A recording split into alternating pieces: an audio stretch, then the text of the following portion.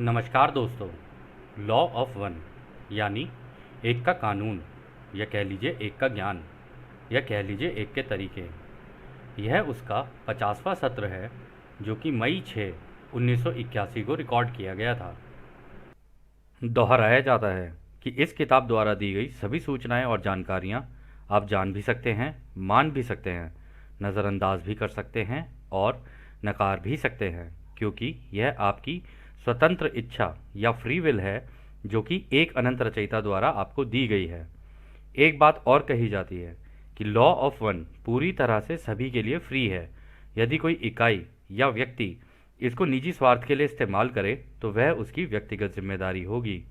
और साथ ही साथ यह भी कहा जाता है कि यदि कोई व्यक्ति इसको अपनी भाषा में परिवर्तित करके दूसरों से साझा करना चाहे या फिर इन वीडियोस को अपने चैनल पर चलाना चाहे तो वह भी ऐसा कर सकता है, क्योंकि वह भी उसकी फ्री विल है।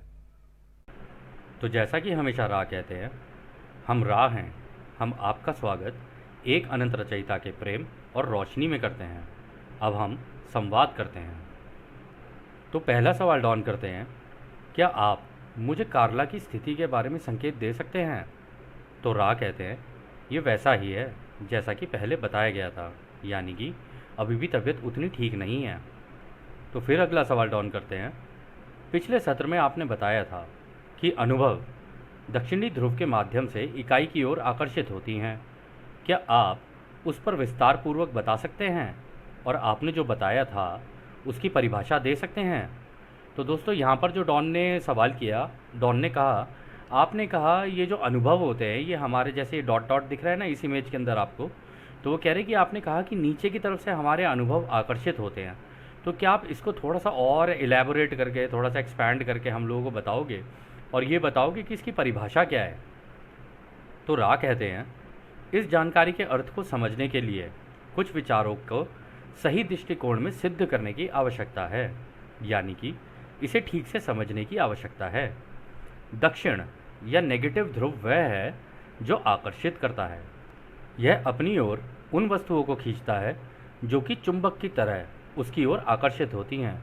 इसलिए मन, शरीर, आत्मा परिसर के साथ अनुभव का अंतः प्रवाह इनफ्लो दक्षिण ध्रुव का अंतः प्रवाह इनफ्लक्स है। आप इसे साधारण बयान मान सकते हैं, यानी कि इसे समझने का ये एक साधारण तरीका है। तो दोस्तों, इसमें राह कहते हैं कि ये जो पॉइंट आपने जो क्वेश्चन किया है ना, इसको ठीक से समझने की ज़रूरत है। ये जो दक्षिणी ध्रुव यानी ये जो साउथ पोल है ना, यहाँ पे नीचे जिसको आप ये कह रहे हो कि यहाँ से अनुभव आकर्षित होते हैं, कह रहे कि ये ही वो जगह है जहाँ से इन्फ्लक्स होता है अनुभवों का, ठीक है।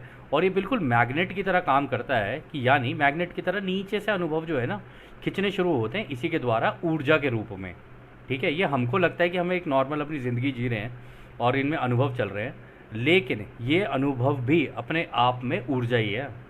मतलब ऊर्जा का स्थानांतरण है एक जगह से दूसरी जगह, दूसरी जगह से तीसरी जगह, क्योंकि सब कुछ इन्हीं चारों प्राइमल फोर्सेस के अंदर है।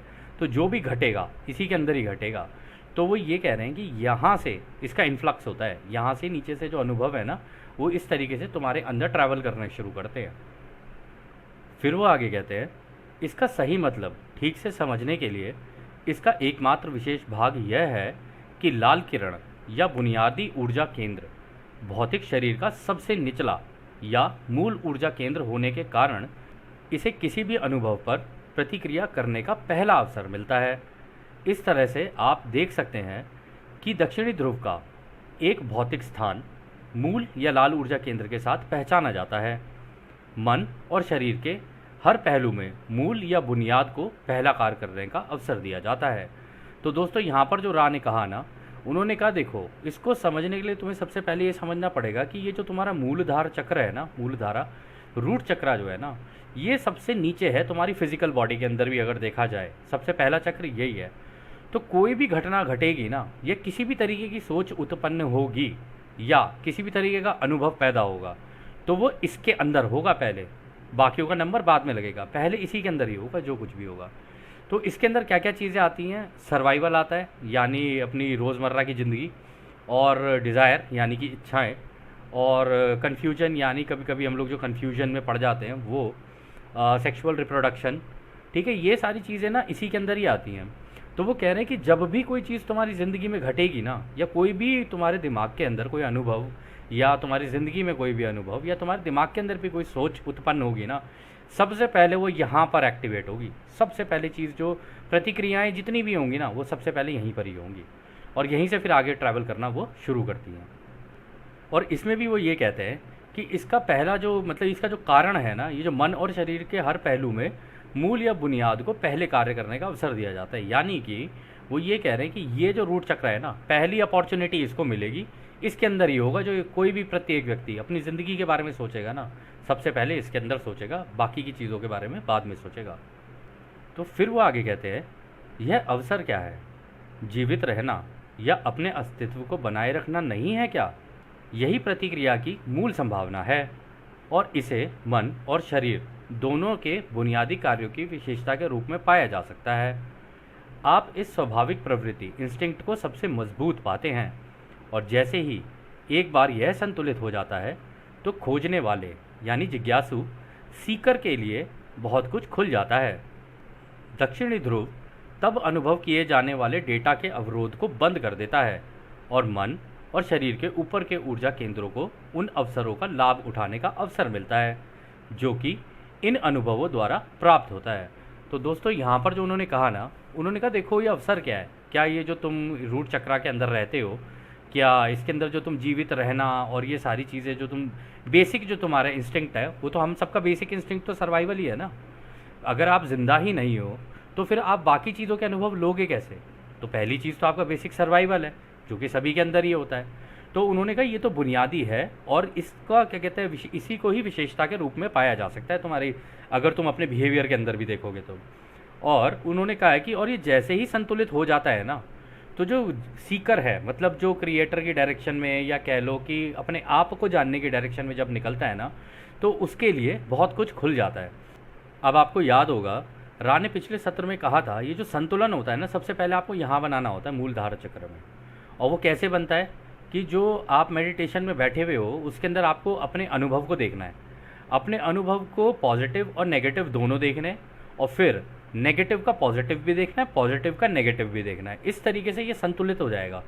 जब ये संतुलित हो जाएगा तो रा ने यहाँ पर कहा है, फिर उसके बाद अगले जो चक्र है ना, उनका नंबर लगना शुरू होगा। बाकी सारी गतिविधियाँ उसके बाद इन चक्रों के अंदर हो रही होंगी। हालांकि हम अपनी ज़िंदगी इतनी तेज़ी से जी रहे होते हैं कि हमें पता नहीं चलता है कि कब कौन सा चक्रा हमारा एक्टिवेट हो रहा है और कब कौन सा एकदम से डिफ्यूज़ हो रहा है, तो ये पता नहीं चल पाता है। इसीलिए रा ने कहा है कि मेडिटेशन में बैठ के जब तुम देखोगे ना, तब ही तुम अपने जीवन को संतुलित कर पाओगे, या कह लो इन चक्रों को संतुलित कर पाओगे। जल्दबाजी में, भागा दौड़ी में केवल अनुभव लेते चले गए तो आप कन्फ्यूजन की स्टेट में रहोगे, आपको पता नहीं चल पाएगा कि इनको बैलेंस कैसे करना है। तो यही उन्होंने पहली एक्टिविटी बोली यहाँ पर, और यहीं पर वो इसी को लेकर ये कह रहे हैं कि जब ऐसा हो जाता है ना, जब इसका संतुलन हो जाता है, तो अपने आप की खोज करने वाले के लिए बहुत कुछ खुल जाता है। यानी उसके लिए काफ़ी अपॉर्चुनिटीज़ आ जाती हैं अपने आप को बैलेंस करने की, या फिर अपनी एक डायरेक्शन के अंदर झुकाव पैदा करने की।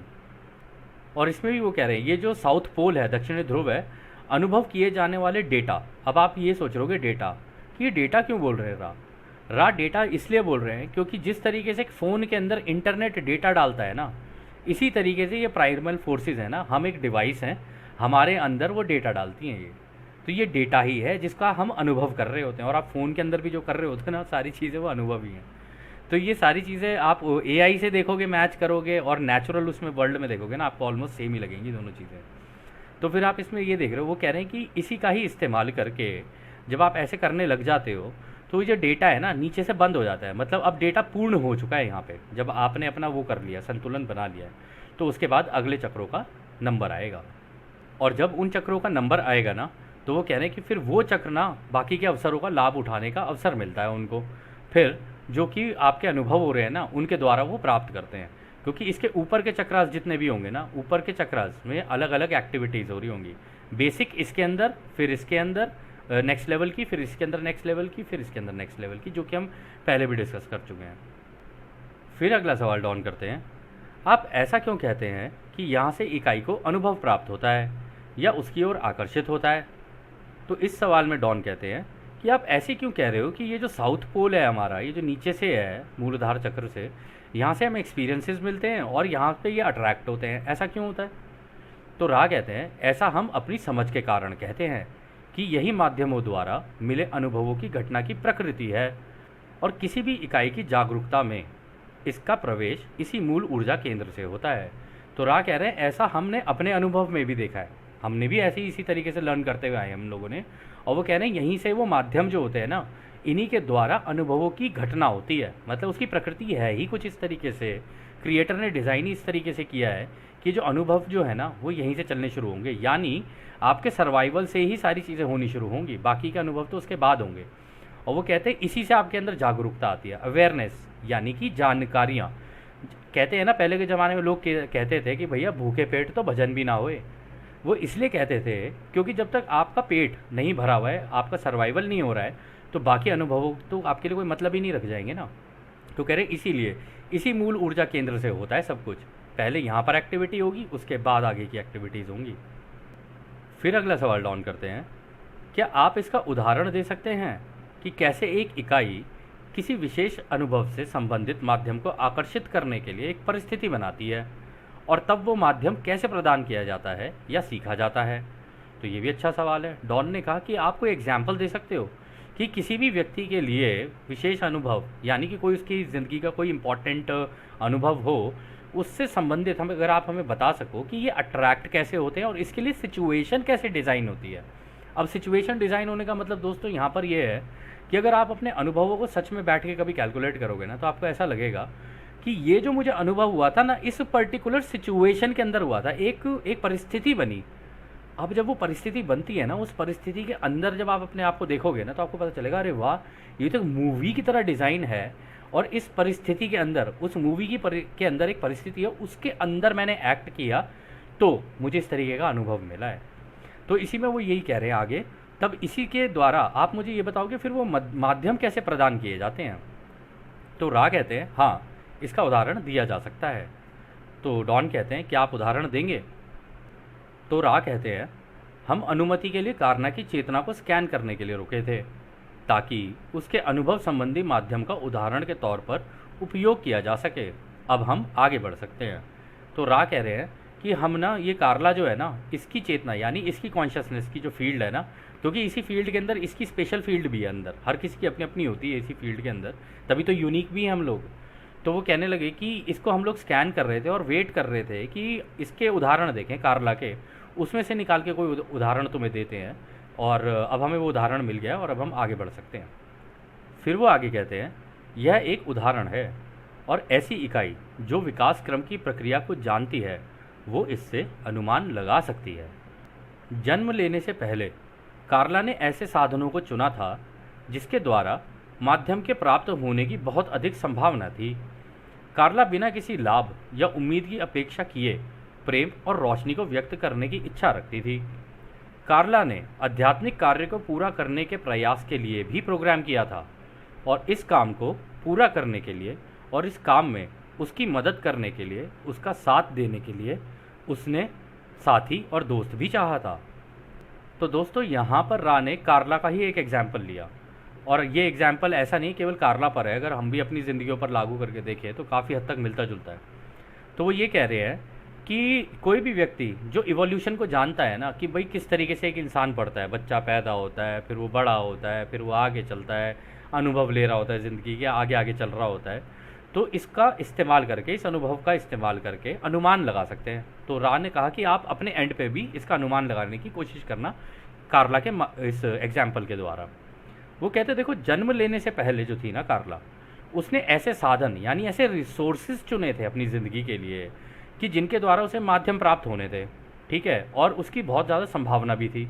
उन्होंने कहा कि जब वो अपनी लाइफ को डिज़ाइन कर रही थी ना, यहाँ पे प्रोग्राम कर रही थी, तो उसने माध्यम ही इस तरीके के चुने थे और उन माध्यमों को पूरा करने के लिए उनके द्वारा जो अनुभव होते हैं ना, उसने रिसोर्सेज इस तरीके से चुने थे, उसने चीज़ें इस तरीके की चुनी थी कि जिसका इस्तेमाल करके वो यहाँ पर उन कार्यों को कर सके जो वो यहाँ पर करने के लिए आई है।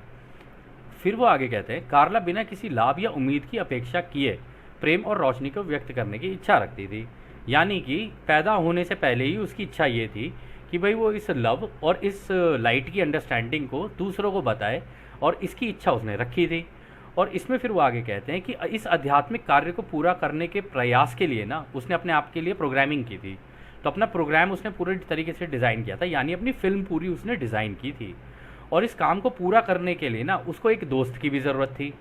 अब इस केस में दोस्त आप लोगों को शायद पता ही होगा, जिम ने तो खैर बाद में ज्वाइन किया था, पहले डॉन और कार्ला दोनों दोस्त बने थे।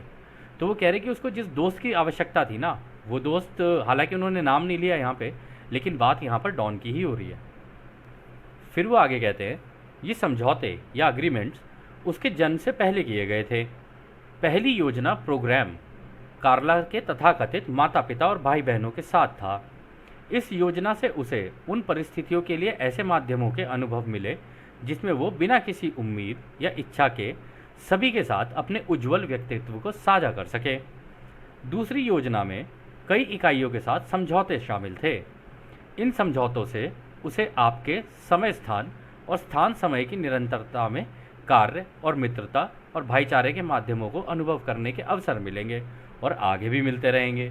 तो दोस्तों यहाँ पर उन्होंने ये कहा है कि कोई भी व्यक्ति जब पैदा होता है ना, उससे पहले वो अपने कुछ अग्रीमेंट्स करके आता है। इसको कुछ लोग सोल कॉन्ट्रैक्ट भी बोलते हैं, अलग अलग नामों से जाना जाता है।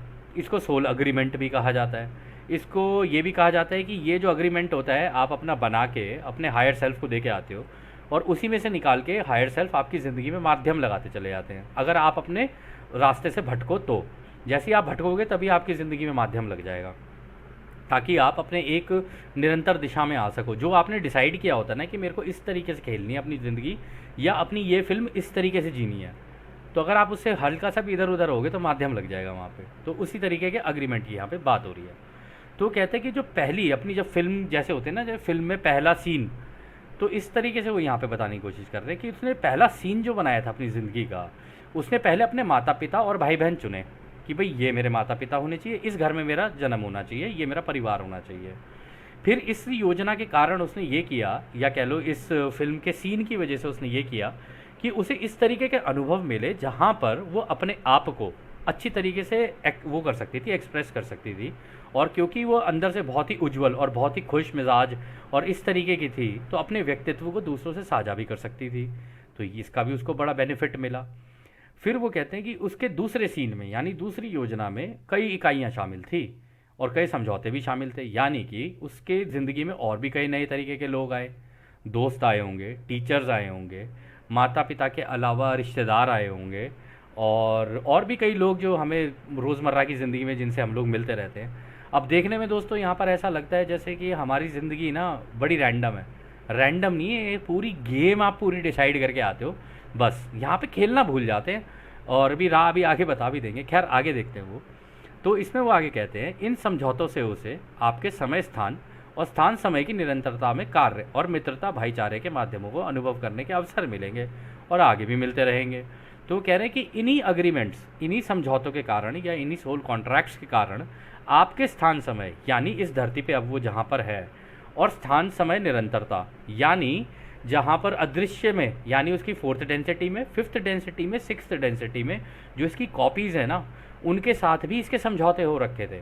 और वहाँ पर भी इसी कारण से, क्योंकि वो इस तरीके का काम कर रही है, तो उसे वहाँ से भी सपोर्ट मिलेगा, और वहाँ से सपोर्ट मिलेगा तो उसको इस तरीके का मित्रता और भाईचारे के माध्यमों का अनुभव करने के अवसर मिलेंगे और लगातार मिलते रहेंगे, क्योंकि उसने डिज़ाइन ही अपनी लाइफ का इस तरीके से किया था। और ऐसा नहीं है दोस्तों, आप में से कोई अपनी ज़िंदगी इस तरीके से डिज़ाइन नहीं करके आया, आप में से बहुत लोग करके आए हो। फ़र्क सिर्फ इतना है, अभी आप भूल चुके हो, लेकिन कोई नहीं, वो भी याद आ जाता है। अगर आप मेडिटेट इस तरीके से करोगे ना, अपना अनुभव संतुलन बनाना शुरू करोगे, मेडिटेट करोगे, एक वक्त ऐसा आता है कि आप अपनी जो ये वेल ऑफ फॉरगेटिंग है ना, जिसे भूलने का पर्दा कहा जाता है, आप इसे तोड़ भी लोगे। ऐसा नहीं है कि कोई बहुत मुश्किल काम है, बस प्रेम से मांगना शुरू करोगे ना कि भाई ये टूट जाए, अपनी उसी के अंदर टूट जाए, प्यार प्यार से बस ऑब्जर्वर की तरह देखते रहो, ये अपने आप ही टूट जाएगी। और जब ये टूट जाएगी ना, आप अपने हायर सेल्फ से मिल लेना, अपना अग्रीमेंट देख लेना कि भाई मैं अपना अग्रीमेंट अपनी ज़िंदगी का इस तरीके से बना के आया हूँ, इस तरीके से मेरे को दूसरों की सेवा करनी है या खुद की सेवा करनी है, जो भी करना है, वो सारी चीज़ें उसके अंदर होंगी। आप चाहें तो उसका इस्तेमाल कर सकते हैं। और रा ने बोला भी है कि इस धरती पर आने के बाद या किसी भी तीसरी घनत्वता में जाने के बाद प्रत्येक व्यक्ति का पहला गोल ये ही होना चाहिए कि वो अपनी वेल ऑफ फॉरगेटिंग को तोड़ दे। अब ये दो तरीके से हो सकता है, कुछ लोग इसे क्या बोलते हैं उसको, हिप्नोथेरेपी से भी ब्रेक कर लेते हैं, कुछ लोग इसे मेडिटेशन से भी ब्रेक कर लेते हैं, लेकिन सही तरीका मेडिटेशन ही होता है, क्योंकि उसमें आपका कंप्लीट कंट्रोल होता है इसके अंदर। खैर फिर वो आगे कहते हैं, ऐसी कई घटनाएं, इवेंट्स इस योजना का हिस्सा है जो केवल कार्ला के लिए ही था, जिसके होने की पॉसिबिलिटी और प्रोबेबिलिटी का संबंध आपकी सामाजिक संस्कृति से है। यानी कि जन्म लेने के बाद उसके आसपास का माहौल कैसा होगा। इन घटनाओं में रहन सहन की प्रकृति या जीवन यापन का स्तर, आपके कानूनी ढांचे यानी कि गृहस्थ जीवन में शामिल संबंध, और जहां वो जन्म लेगी उस समय उस समाज की स्थिति शामिल है। कार्ला के इस जन्म को इस तरह समझा जा सकता है कि ये कटाई के समय होना था। तो वो यहाँ पर ये कह रहे हैं कि अगर तुम इसकी ज़िंदगी की इवेंट्स और इसकी घटनाएं देखोगे ना, इसमें इस तरीके के हिस्से शामिल हैं कि उसने पॉसिबिलिटी और प्रोबेबिलिटीज़ इस तरीके से लगाई थी अपनी ज़िंदगी में कि वो ना उसकी सामाजिक संस्कृति यानी कि जिस तरीके के परिवार में वो पैदा हुई है और जिसे हम सोसाइटी कहते हैं, समाज कहते हैं, कह रहे उस तरीके की सारी चीज़ों के हिसाब से उसने लगाई थी कि मैं यहाँ पैदा होंगी, इस तरीके के समाज में पैदा होंगी। वो कह रहे कि उसने जन्म लेने के बाद कहाँ का माहौल उसका कैसा होगा ना, उसके आसपास का, उसके हिसाब से जानबूझ के उसने इस तरीके से डिज़ाइन की थी। और वो जिस घर में पैदा होगी वहाँ का रहन सहन कैसा होगा, वहाँ का जीवन यापन स्तर कैसा होगा। यानी जीवन यापन स्तर ऐसा भी हो सकता है कि वो किसी गरीब फैमिली में भी हो सकती थी, एक मिडिल क्लास फैमिली में भी हो सकती थी, एक लोअर मिडिल क्लास फैमिली में भी हो सकती थी, या फिर एक रिच क्लास फैमिली में भी हो सकती थी। तो उसने सारी चीज़ें अपनी खुद डिज़ाइन की थी अपने हिसाब से। और उसने ये भी डिसाइड किया था कि उसके घर के अंदर का कानूनी ढांचा कैसा है, क्योंकि भाई रूल्स तो हर किसी के घर के अंदर होते हैं ना, रूल्स और रेगुलेशन तो होते ही हैं। वरना आप लोगों में से भी और हम सब लोगों में से सबके साथ ऐसा हुआ है जहाँ हम लोगों ने घर के रूल्स और रेगुलेशन तोड़े हैं, तो चप्पल और झाड़ू ये दो चीज़ें बहुत सही रही हैं जिन्होंने हम लोगों को उन रूल्स और रेगुलेशंस को सिखाने में मदद की है। और हम धन्यवाद देते हैं अपने माँ बाप को कि उन्होंने इस चीज़ को जारी रखा ताकि हम थोड़ा ठीक रास्ते पर रह सकें। तो खैर इसमें फिर वो आगे कहते हैं जहाँ वो जन्म लेगी उसी समाज की स्थिति कैसी होगी, ये भी शामिल था कि वहाँ का जो सोशल स्ट्रक्चर होगा वो किस तरीके का होगा, ये भी शामिल था। और इसमें उसने सबसे इम्पॉर्टेंट चीज़ जो की थी ना, वो ये की थी कि उसको ये जन्म तब लेना है जब कटाई का समय निकट हो, यानी ये हार्वेस्ट का टाइम निकट हो। क्योंकि आप दोस्तों देखो ना इसको सोचने वाली बात है, ये लॉ ऑफ वन जब आई उसके बाद एक्चुअली में लोगों को पता चला कि हार्वेस्ट होती कैसे है, कटाई होती कैसे है। ये किताब आई, जब ये किताब चैनल हुई तब लोगों को पता चला अरे हार्वेस्ट नाम की भी कोई चीज़ होती है। और हार्वेस्ट जो होती है, ये जो कटाई होती है किस तरीके से होती है, इसके रूल्स क्या होते हैं, इसके तरीके क्या होते हैं, अपने आप की ग्रेड कैसे बनाई जाती है। अदरवाइज़ तो किसी को पता ही नहीं चलता, सारे कन्फ्यूजन में अपनी ज़िंदगी जी रहे होते। तो इसी समय को उसने चुना कि मैं इसी समय पे यहाँ पे पैदा होके और इस काम को कर दूंगी ताकि दूसरों की सेवा हो सके और दूसरों की भलाई हो सके। तो खैर इसमें आगे राह कहते हैं, इसे देखते हुए यह कहा जा सकता है कि ये योजनाएं आपके लाखों लोगों पर लागू होती हैं जो विकास क्रम के बारे में जागरूक हैं और जिन्हें दिल से काफ़ी इच्छा है कि वो प्यार को समझें और उसकी कंपनता चमक को प्राप्त करके आगे बढ़ सकें। इससे कोई फ़र्क नहीं पड़ता है कि उन्होंने सीखने के लिए किस तरह की योजना बनाई है, बल्कि उनका लेना देना दूसरों के साथ कैसा होता है कि वो उनके साथ कैसा व्यवहार कर रहे हैं, ना कि घटनाओं के साथ। उनका लेना देना दूसरों को देने से होता है, ना कि उनसे लेने से, क्योंकि प्रेम के सबक अभ्यास की प्रकृति ऐसी होती है कि ये पॉजिटिव और नेगेटिव दोनों तरह के होते हैं। जो इकाई नेगेटिव रूप से कटाई योग्य हैं वो इस समय खुद के प्रति अपने प्रेम को साझा करने का प्रयास करते हुए पाए जाते हैं। तो दोस्तों यहाँ पे देखो, राह ने बहुत एक इंटरेस्टिंग बात बोली है। उन्होंने कहा है कि इसे देखते हुए अगर तुम इस एग्जाम्पल को देखोगे ना कार्ला के, तो ये जो है ना, ये तुम्हारे यहाँ पे काफ़ी लाखों लोग हैं जिनके ऊपर ये भी इस वक्त एप्लीकेबल है इसी तरीके का स्ट्रक्चर। और आप देखोगे जो लोग इवोल्यूशन के बारे में थोड़े से जागरूक है कि भाई बच्चा है, फिर बड़ा होगा, फिर इस तरीके से होगा, लेकिन ज़्यादातर लोग ध्यान नहीं देते, अपनी पूरी ज़िंदगी देखते नहीं हैं। और जब वो पूरी ज़िंदगी एनालाइज नहीं करते हैं ना, तो उनको पता भी नहीं चल पाता है। अनलेस अनटिल उनकी ज़िंदगी में कोई बड़ा झटका ना पड़े ना, तब तक वो अपनी पूरी ज़िंदगी को देखते नहीं है कि मेरे साथ ऐसा हुआ तो क्यों हुआ। एक बड़ा झटका लगना ज़रूरी होता है। ये तीसरी घनत्वता है ही कुछ ऐसी कि अगर यहाँ झटका ना पड़े ना, मतलब कोई बड़ा सा, तो इंसान रुक कर देख नहीं सकता कि मेरी ज़िंदगी में पीछे क्या क्या हुआ है। और जब वो देख लेता है ना, तब वो ढूंढना शुरू करता है और तब इस तरीके की चीज़ें, इन्फॉर्मेशन उनके सामने आ जाती हैं। तो वो कहते हैं कि इसी के बारे में जागरूक जो लोग जागरूक हैं ना इस तरीके के विकास क्रम के बारे में, और जो दिल से चाहते हैं कि भाई वो प्यार को समझें और इसकी कंपनता और इसकी चमक को प्राप्त करके आगे बढ़ सकें, यानी चौथी घनत्वता में जा सकें, बहुत लोग दोस्तों इस धरती पर ऐसे हैं जो चौथी घनत्वता में अपनी कटाई करवाने के लिए आए हुए हैं, लेकिन कन्फ्यूज़्ड हैं। तो इस किताब ने उनकी कन्फ्यूजन काफ़ी हद तक दूर की है, एंड वी होप कि आप लोगों की भी हो रही हो। तो इसमें आगे खैर वो ये कहते हैं कि इससे कोई फ़र्क नहीं पड़ता है कि उन्होंने सीखने के लिए किस तरीके के सीन्स बनाए अपनी फ़िल्म के। फ़र्क इस चीज़ से पड़ना है कि उनका दूसरों के साथ किस तरीके का वो है व्यवहार, या दूसरों के साथ वो किस तरीके से पेश आते हैं। उससे इसमें ये सबसे इम्पॉर्टेंट चीज़ है कि वो दूसरों से चीज़ें लेना ज़्यादा पसंद करते हैं या दूसरों को चीज़ें देना ज़्यादा पसंद करते हैं।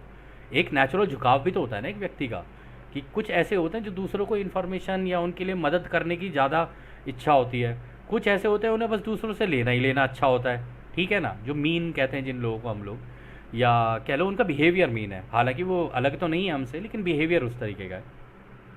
तो इसमें ये कहते हैं कि वो जो प्रेम का सबक है ना, इसकी प्रकृति कुछ इस तरीके की है ना कि पॉजिटिव साइड में भी झुक सकता है और ये नेगेटिव साइड में भी झुक सकता है, दोनों ही तरीके के हो सकते हैं।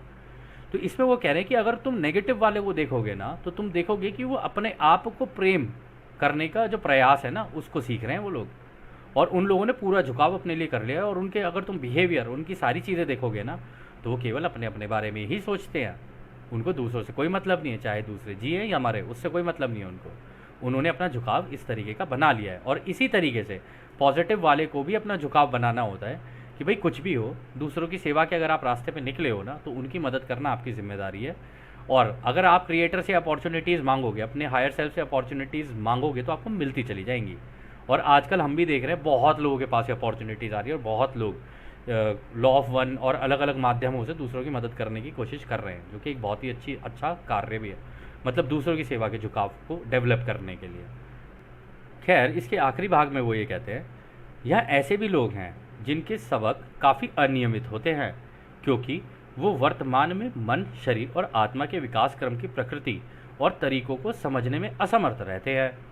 यहाँ इन प्रक्रियाओं पर उन लोगों द्वारा पहरा दिया जाता है जो सेवा में रहते हुए हमेशा सतर्कता से निगरानी करते हैं। यहाँ ऐसी कोई इकाई नहीं है जिनकी सहायता नहीं की जाती है, चाहे वो रचना की एकता के बारे में आत्म जागरूकता के माध्यम से की जाए, या आपके खुद के गार्जियन के माध्यम से, जो कम प्रगतिशील मन, शरीर, आत्मा को एकता के किसी भी स्थायी विभाजन से बचाते हैं, जब तक कि आपकी घनत्वता के पाठ जारी रहते हैं। तो यहाँ पर उन्होंने एक और इम्पॉर्टेंट चीज़ कही कि देखो, तुम्हारे यहाँ पर अभी भी कुछ ऐसे अनियमितताएँ हैं उन लोगों के साथ जो भी करंटली कन्फ्यूज़ है, उनको पता नहीं है कि इस चीज़ को करना कैसे है, और वो असमर्थ होते हैं अपने इस झुकाव को बनाने के लिए। और आपको याद भी होगा, रा ने ये कहा था कि हम जिस तरीके से देख रहे हैं ना, हमें ऐसा लग रहा है कि इस बार भी कटाई कम ही होगी, ज़्यादा होगी नहीं, ज़्यादातर लोग रिपीट ही करेंगे। वो इसलिए क्योंकि वो खोए हुए हैं।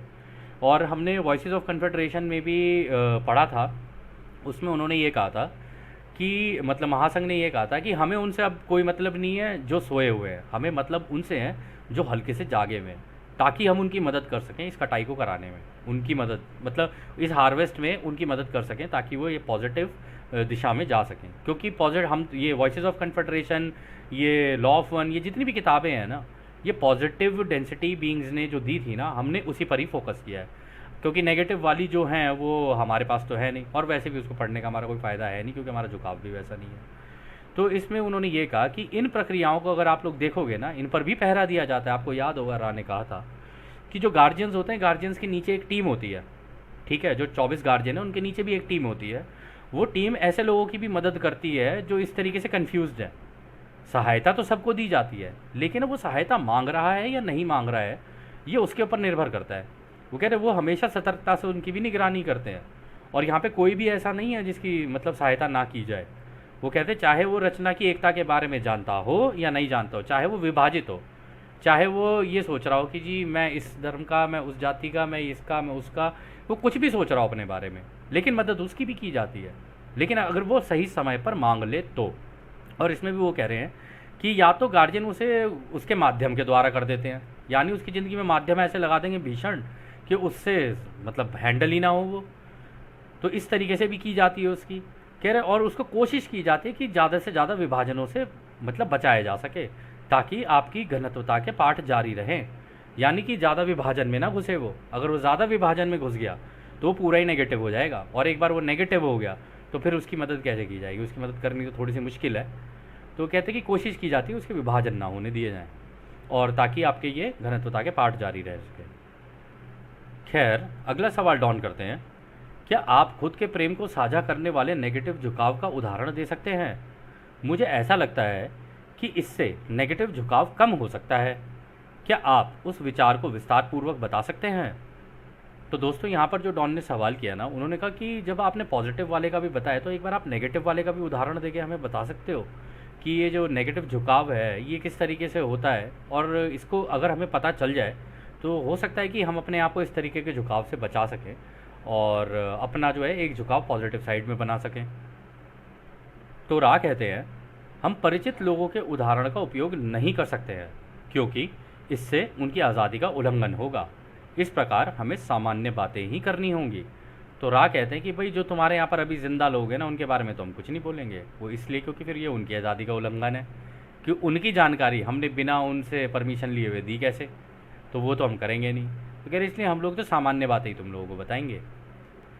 तो वो कहते हैं, नेगेटिव झुकाव वाली इकाई या जीव वह है जो महसूस करता या करती है कि उसे ऐसी ताकत मिल गई है जो उसके अस्तित्व को अर्थ देती है, ठीक उसी तरह जैसे पॉजिटिव झुकाव वाला महसूस करता है।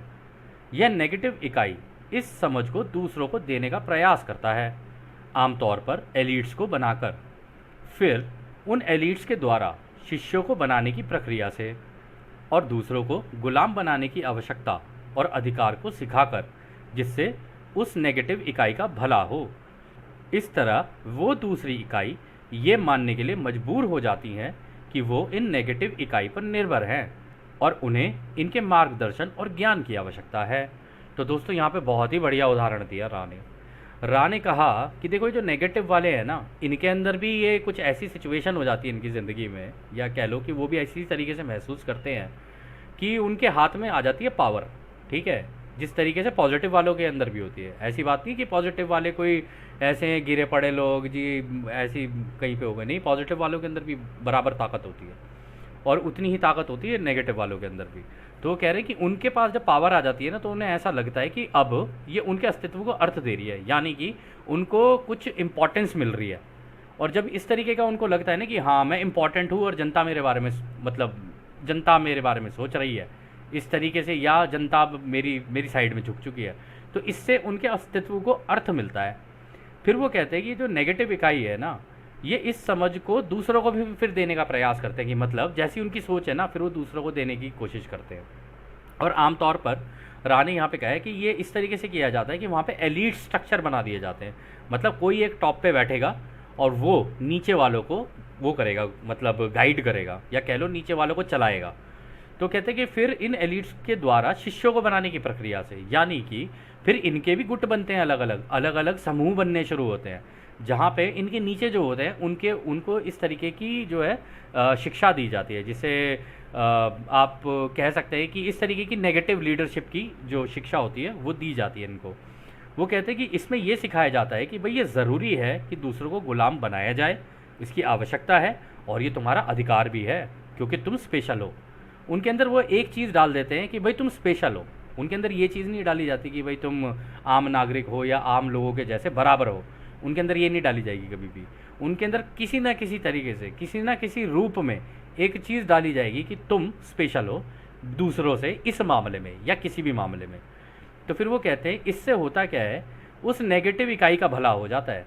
एंड में ये होता है कि इसका फ़ायदा उस व्यक्ति को मिलता है वो जो टॉप में बैठा होता है। और फिर वो कहते हैं इसी तरह से फिर वो इकाई जो है ना, जो नीचे के हैं, जो उसकी दूसरी इकाइयाँ जो नीचे हैं ना, वो ये मानने के लिए मजबूर हो जाते हैं कि भाई वो इस तरीके के नेगेटिव वाला ये जो उनका लीडर है ना, उसके ऊपर निर्भर हैं अब, और ये ही है जो उनको मार्गदर्शन और ज्ञान देगा।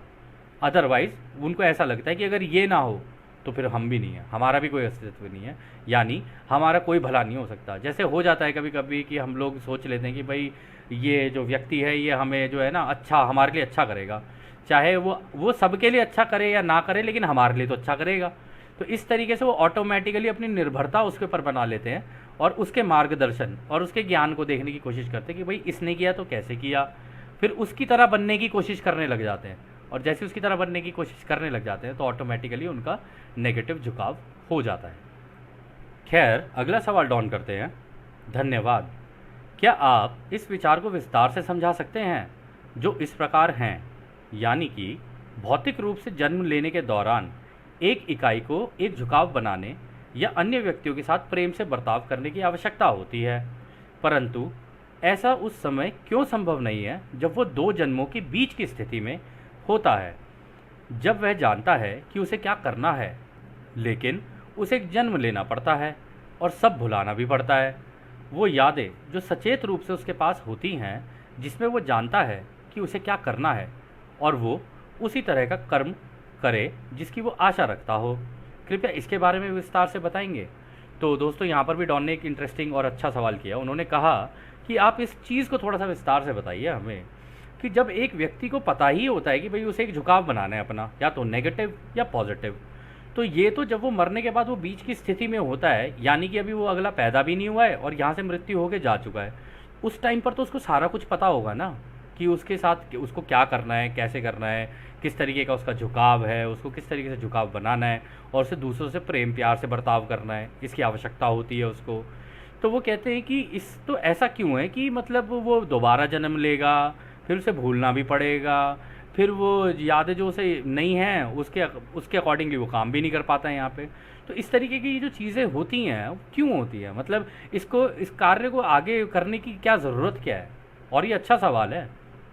तो राय इसका जवाब देते हैं, आइए हम उस इंसान का उदाहरण देते हैं जो अपने हाथ में पोकर के सारे पत्तों को देख सकता है और वह खेलना भी जानता है। तो इस तरह उसके लिए जुआ भी तो बच्चों का खेल होगा, क्योंकि इसमें कोई जोखिम ही नहीं होगा। उसे उसके भी पत्तों के बारे में पता होगा जो उसके साथ खेल रहा है, उसे सारी संभावनाएं पता होंगी और जो पत्ते होंगे वो भी सही से खेले जाएंगे, लेकिन उसे इसमें कोई दिलचस्पी नहीं होगी। तो दोस्तों, यहाँ पर उन्होंने कहा, आइए इसका एक उदाहरण लेके चलते हैं। अब ये ज़िंदगी का उदाहरण दे रहे हैं राह। कह रहे कि आप ऐसे सोच के चलो, जैसे ताश के पत्ते होते हैं ना, कह रहे ऐसे समझ के चलो कि जी आप पोकर की एक गेम है, पोकर एक ताश की गेम होती है, उसके बारे में बात कर रहे हैं वो, कि एक व्यक्ति के बारे में ऐसे सोच के चलो कि अब वो इस बीच की स्थिति में है, मतलब ना वो पैदा हुआ है और मृत्यु होके जा चुका है, वो बीच में। अब वो अपनी ज़िंदगी को देख रहा है, वो सारे अपनी ज़िंदगी के पत्तों को देख सकता है, सारा मतलब सब कुछ पता है अब उसे। फिर वो खेलना भी जानता है कि हाँ इसको खेला कैसे जाता है उसे, उसके लिए तो फिर ये एक तरीके से अगर आप देखोगे ये तो बच्चों का खेल हुआ। मतलब उस जिस पर्टिकुलर सिचुएशन में वो उस वक्त है, उस टाइम पर तो उसको ऐसे ही लगेगा, अरे यार ये तो ऐसे खेलना था, इतना तो आसान है इसको खेलना।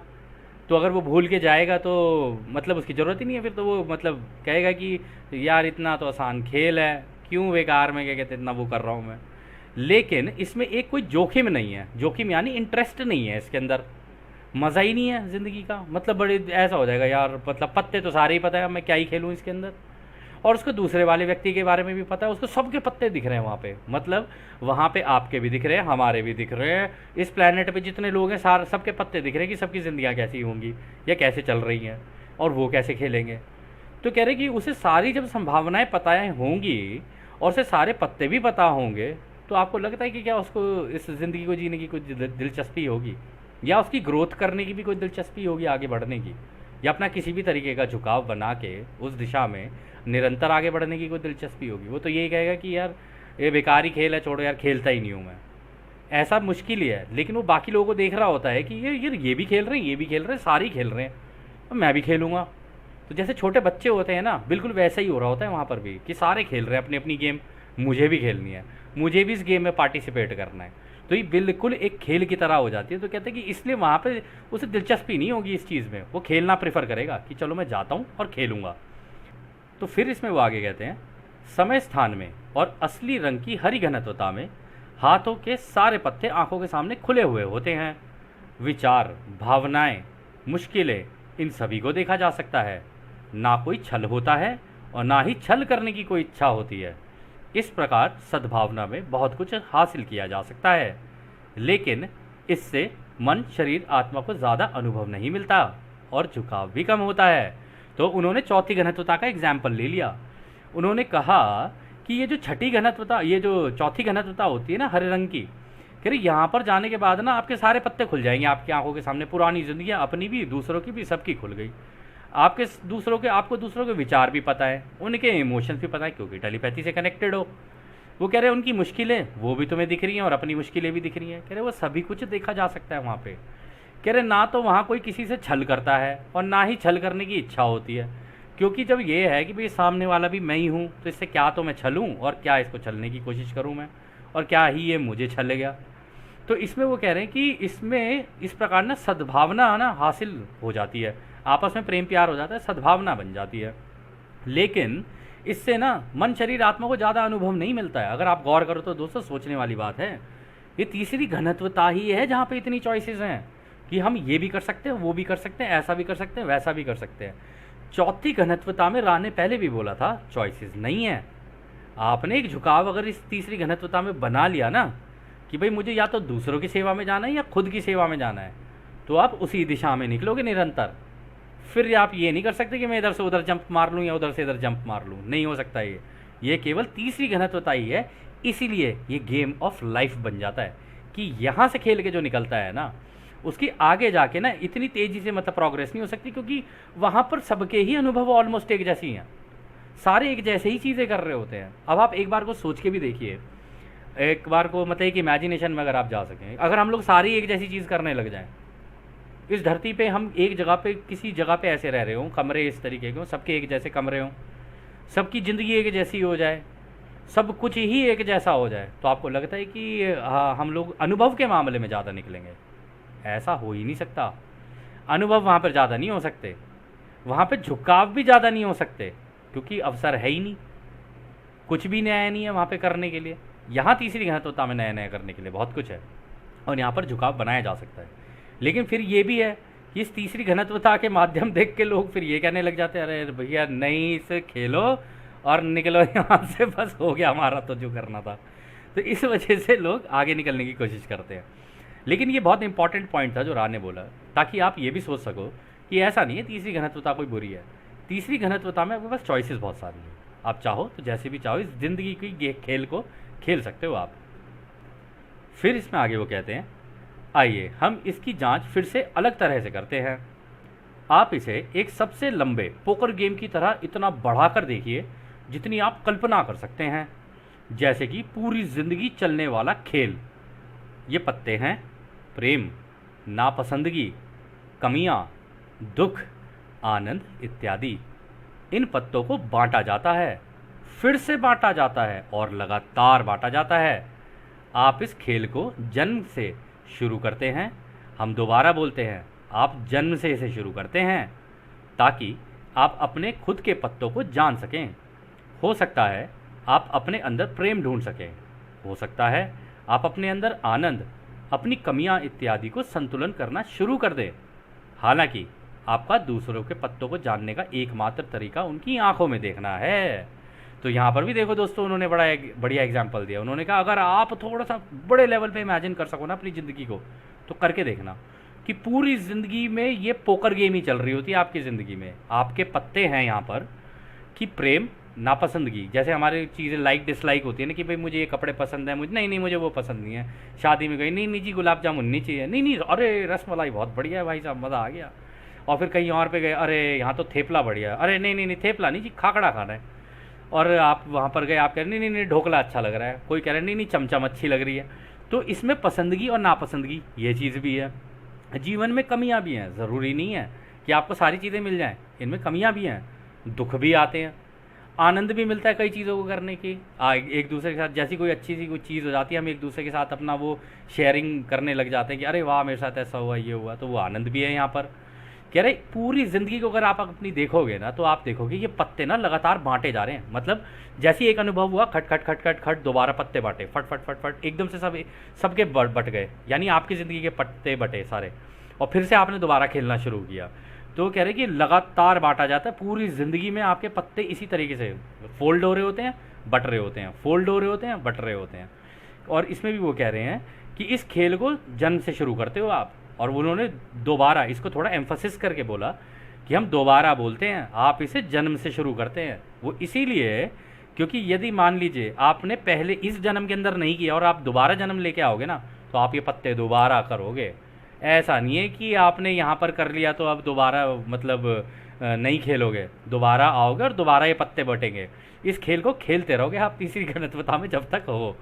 तो कहते हैं ताकि आप अपने पत्तों को खुद जान सको, ठीक है ना, कि भाई मेरे पत्ते क्या हैं। और होता भी ऐसे, अगर आपने कार्ड्स कभी खेले हो तो कार्ड्स जब बट जाते हैं ना, बड़ी अंदर से एक उत्तेजना सी रहती है कि भाई देखूँ ज़रा मेरे पत्ते क्या क्या हैं। तो वो पत्तों को जान सकें, रा ने ये भी बोला यहाँ पे कि भाई आप जान सको, ऐसा करना होता है। तो वो कह रहे हैं कि अपने अंदर प्रेम ढूंढ सकें, ये भी हो सकता है कि आप ढूंढ लो अपने अंदर प्रेम, और हो सकता है ना भी ढूंढ पाओ।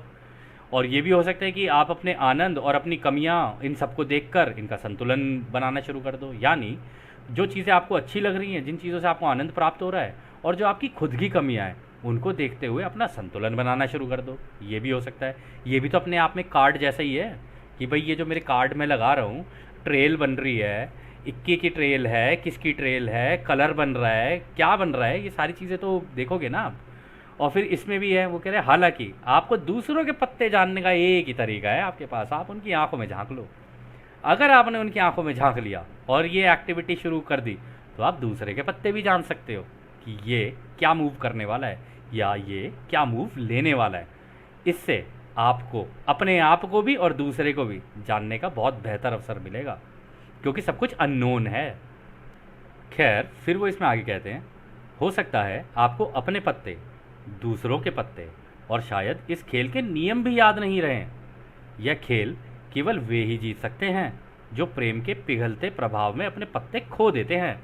केवल उन लोगों द्वारा जीता जा सकता है जो अपने आनंद, अपनी कमियां, अपना सब कुछ मेज पर रख देते हैं और कहते हैं, आप सभी खिलाड़ी, हर दूसरी इकाई, आपके पत्ते जैसे भी हैं, मैं आपसे प्यार करता हूँ।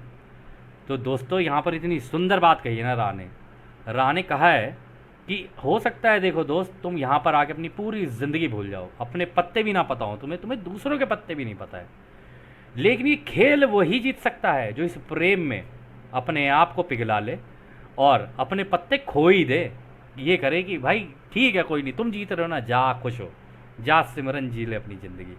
मतलब जानते हुए भी कि हाँ भाई ये मुझे धोखा दे रहा है, जा दे तू धोखा दे, कोई बात नहीं। जानते हुए भी कि मेरे साथ गलत कर रहा है, हाँ हाँ कर, तू कर, देखते हैं हम भी तू कहाँ तक गलत करता है। ऐसे करके अगर तुमने खेलना शुरू किया तो तुम अपने आनंद, अपनी कमियां, अपना सब कुछ मेज पर रख के खेलते हो। फिर ये मतलब अब तुम निडरता से खेल रहे हो सारे खेल।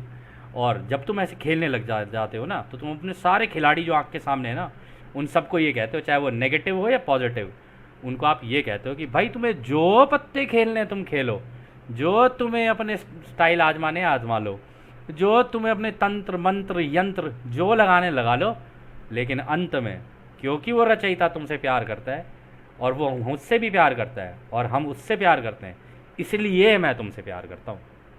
और ये जब आप करना शुरू कर देते हो ना, तो आप इस खेल को जीतने की दिशा में निकल जाते हो और आप इस खेल को जीतते हो। और इस खेल को जीतने के बाद आप अगली घनत्वता में पहुँचते हो। और फिर इसमें वो आगे कहते हैं, यह खेल है जानना, स्वीकार करना, क्षमा करना, संतुलन करना और प्रेम में खुद को खोलना। इसे भूले बिना नहीं किया जा सकता है, क्योंकि इससे मन, शरीर, आत्मा, संपूर्ण स्वयं के जीवन में पीछे का कोई भी भार या बोझ नहीं रहता है। तो इसमें भी उन्होंने कह दिया कि इस खेल, ये जो खेल है ना, जो जीवन का खेल है, जानते हो इसको कैसे खेलते हैं? इसको खेला जाता है जानने से।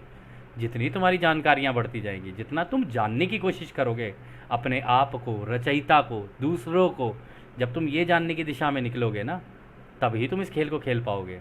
और स्वीकार करना, अपनी गलतियाँ भी स्वीकार करना, दूसरे की भी गलतियाँ स्वीकार करना, उनको क्षमा करना, यानी उन्हें माफ़ करना, जो कि संतुलन से ही आता है। वो कह रहे फिर संतुलन भी करना, कि अपना संतुलन बना के रखो, ऐसा ना हो कि तुम बह ही जाओ इसके अंदर।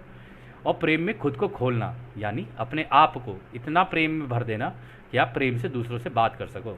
लेकिन ऐसा भी ना हो कि उस प्रेम के अंदर आप दूसरों को अपनी कमियां देने लग जाओ, ये नहीं। तभी तो कहते हैं प्रेम का मतलब ये होता है कि आप प्रेम में रहो, लेकिन संतुलन बना के रहो, जिसके साथ भी रहो, बहो मत प्रेम में। प्रेम को भी करने का तरीका है जैसे रचयिता करते हैं ना, दोनों तरफ संतुलन बना रखा है। मतलब उधर नेगेटिव का भी, इधर पॉजिटिव का, दोनों को संतुलन बना रखा है उन्होंने। तो इसे कहते हैं कि इसे भूले बिना नहीं किया जा सकता है। मतलब अगर आप इसे भूलोगे नहीं ना अपनी पिछली ज़िंदगी को, तो नहीं कर पाओगे, क्योंकि फिर तो मज़ा ही नहीं है ना खेलने का इसको। अगर तुम्हें सारा ही कुछ पता है तो फिर मज़ा ही क्या रह गया। तो कहते क्योंकि इससे मन शरीर आत्मा संपूर्ण स्वयं को जीवन में पीछे से कोई भार या बोझा नहीं रहता है। वो कह रहे हैं क्योंकि पिछला कोई बोझा नहीं है, अब नए पत्ते बटे हैं, जब नए पत्ते बटेंगे तो फिर नए तरीके से खेल होगा, और जितनी बार ये बटते जाएंगे उतनी बार मज़ा आता रहेगा आपको अपनी ज़िंदगी खेलने में। तो दोस्तों ये सत्र इतना इंटरेस्टिंग है और इतने अच्छे तरीके से राह ने इसको बताया है यहाँ पे, और अब आप लोग शायद समझ पा रहे होंगे कि ये ज़िंदगी जो है ये भी अपने आप में एक जुआ है। अब ये वही है जो खेलने वाला इसके रूल्स समझ ले और इसको खेले कैसे, ये तो प्रत्येक व्यक्ति के ऊपर अपने अपने ऊपर निर्भर है। और बहुत ही अच्छे तरीके से राह ने इसको यहाँ पे समझाया, और ये सत्र कुछ काफ़ी लंबा है, इसके अंदर और भी काफ़ी जानकारियाँ हैं। तो हम इस सत्र को अगले सेशन में कंटिन्यू करेंगे, और जैसा कि राह हमेशा कहते हैं, अब हम आपको उस एक अनंत रचयिता के प्रेम, उसकी रोशनी, उसकी शक्ति और उसकी शांति में छोड़कर चलते हैं। आदने हमारे दोस्तों, आदने वासु, धन्यवाद।